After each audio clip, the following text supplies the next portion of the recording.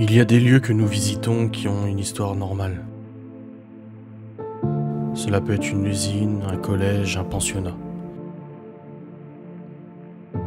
Il y a des lieux que nous visitons qui ont une histoire marquante.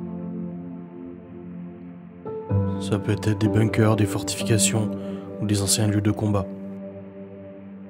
Il y a des lieux que nous visitons qui n'ont pas d'histoire. Ça peut être des maisons, des parcs ou des hôtels. Et il y a des lieux que nous visitons qui ont une histoire terrible. C'est le cas de cette triste maison que nous avons visitée. Le paranormal n'est pas codifié, nous ne pouvons jamais savoir ce que nous allons vivre.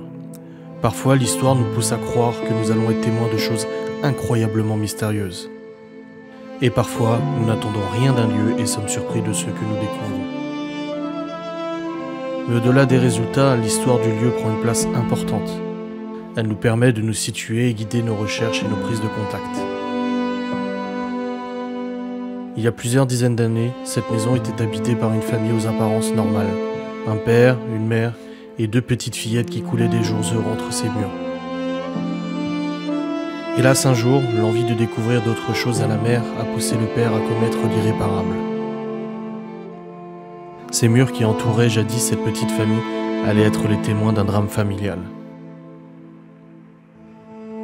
Les deux petites fillettes ne s'y épanouiraient plus.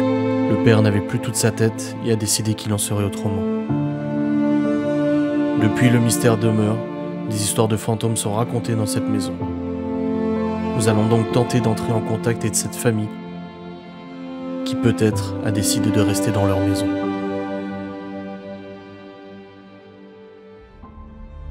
De toute façon, il faut se dire une chose, c'est que